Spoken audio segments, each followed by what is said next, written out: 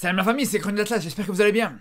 Alors, je vais être très dur avec les Pays-Bas dans cette vidéo, mais honnêtement pour moi, sincèrement dans ce match, c'est le football qui a gagné. La vérité, je vais vous dire une chose, moi cette équipe des Pays-Bas, je l'attendais énormément dans cette Coupe du Monde, et franchement, j'ai vraiment été déçu. J'ai vraiment été déçu parce qu'elle a affronté quasiment que des équipes à sa portée.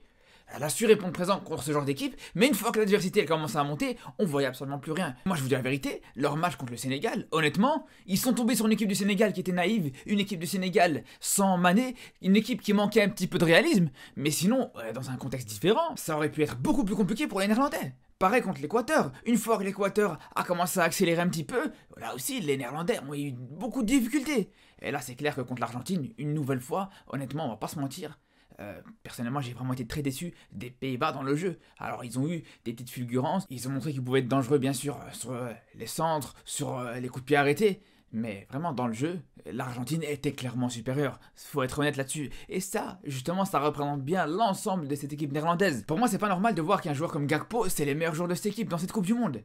Ok, c'est bien pour les Pays-Bas, c'est bien pour ce joueur qui, à mon avis, aura des chances de trouver un meilleur club dans les saisons à venir, mais le problème, c'est que les cadres, les grands joueurs qu'on attendait comme Bergwijn, comme Depay, après Depay, c'est vrai qu'il revenait de blessure, donc on va pas lui en vouloir. Mais pareil, De Jong, je suis désolé, mais je l'attendais beaucoup plus dans cette Coupe du Monde. Je suis désolé, mais pour De Jong, c'est simple. Il y a une chose que je lui reproche très souvent quand je fais mes débriefs sur les matchs du Barça, c'est tout simplement le fait que c'est un joueur qui peut être très bon, qui peut être vraiment très très bon, mais malheureusement, il manque de régularité. Et quand je dis qu'il manque de régularité, c'est entre les matchs les uns après les autres, mais surtout au sein même d'un même match. Et là, je reviens sur le match contre le Sénégal. De Jong, en deuxième mi-temps, il a été très bon, mais pour ce qui est de sa première mi-temps, franchement, elle était exécrable, on va pas se mentir. Et ça, c'est pareil contre l'Argentine. De Jong, on l'a vu par moments, justement, un petit peu en deuxième mi-temps, un petit peu en fin de match, mais pour le reste du match, pour quasiment l'ensemble du match, il a été largement en dessous des attentes qu'on pouvait avoir. Et ça, justement, ça montre une chose. Ça montre qu'on peut attendre qu'il vienne remplacer un Busquets sur la durée, qu'il vienne vraiment être le successeur de Busquets, mais à un moment donné, même si Busquets, il est vieillissant, même si Busquets, lui aussi, pareil, ses performances, elles sont décevantes, mais ce qui est clair, c'est que pour voir un De Jong à la hauteur des attentes qu'on a de lui, il faut déjà qu'il soit plus régulier. Et là justement, on en reparlera de toute façon dans les prochains matchs avec le Barça. D'ailleurs, si vous voulez pas rater mes vidéos après la Coupe du Monde, que ce soit sur le Barça ou sur l'ensemble des grosses affiches européennes, n'hésitez pas à vous abonner. Mais sinon, pour revenir à ce match, moi je vais être honnête avec vous.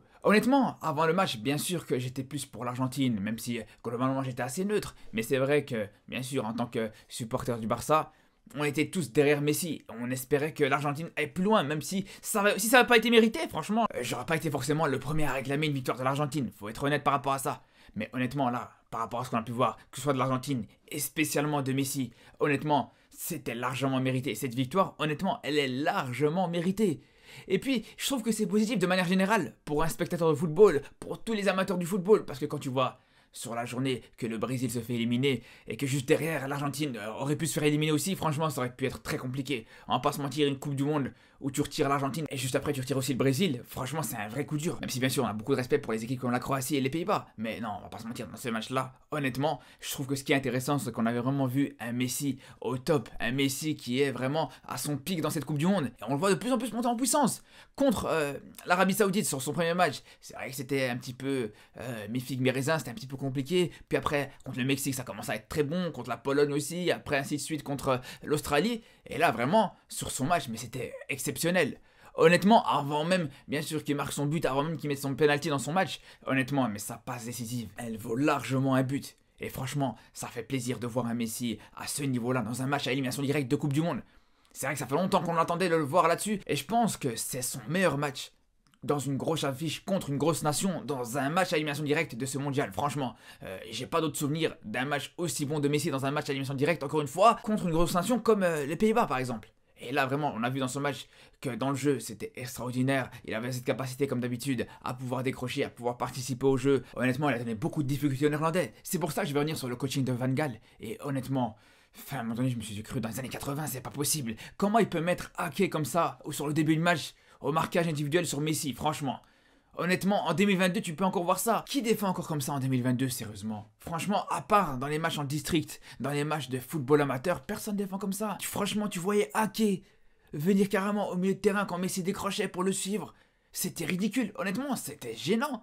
Mais après, heureusement, c'est pas resté comme ça pendant tout le match. Heureusement pour Ake, à un moment donné, avec le grand défenseur que c'est, le faire jouer comme ça. Et puis c'est comme ça qu'il a été mis le plus en difficulté justement. Après, autant l'Argentine a commencé ce match très fort, autant vraiment ils ont donné l'impression qu'ils pouvaient pas du tout être inquiétés pendant une grande partie du match. Mais après, je suis désolé, mais ils ont clairement donné le bâton pour se faire battre.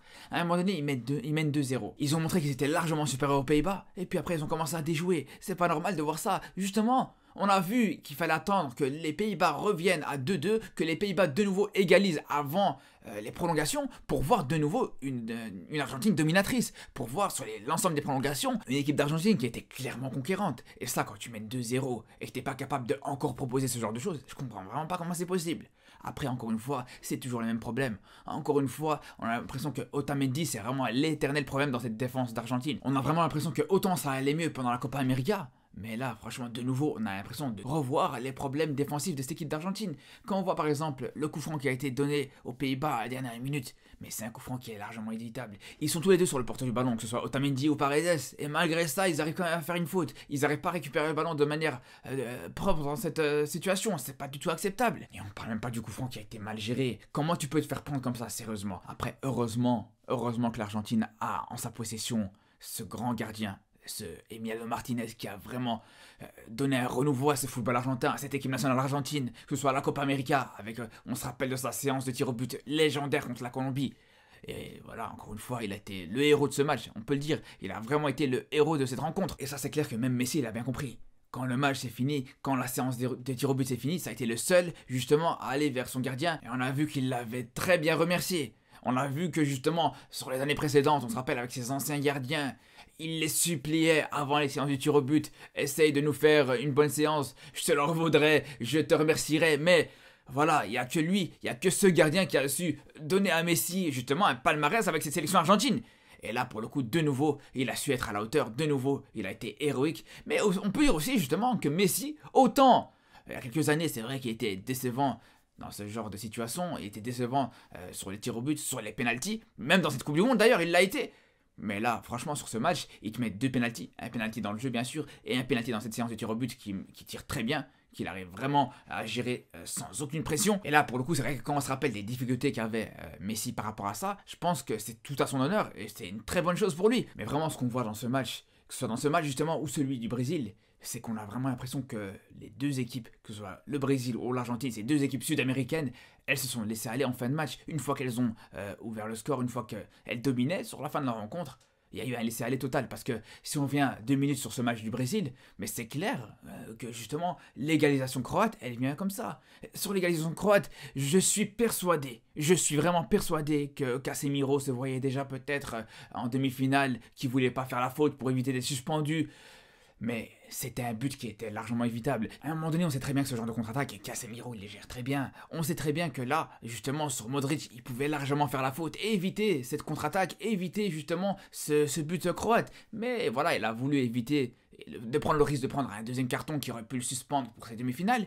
Et au final, voilà, justement, il se retrouve sans demi-finale pour le coup. Et surtout, ne venez pas me dire que Casemiro voulait faire la faute, mais c'est juste qu'il n'a pas réussi. Parce qu'on connaît tous très bien ce joueur, on sait très bien que quand Casemiro veut faire une faute, il l'a fait. Et donc, je suis persuadé que l'égalisation néerlandaise, elle vient aussi d'un relâchement de cette équipe d'Argentine. C'est pour ça que justement, contre la Croatie, les Argentins devront être hyper vigilants par rapport à ça.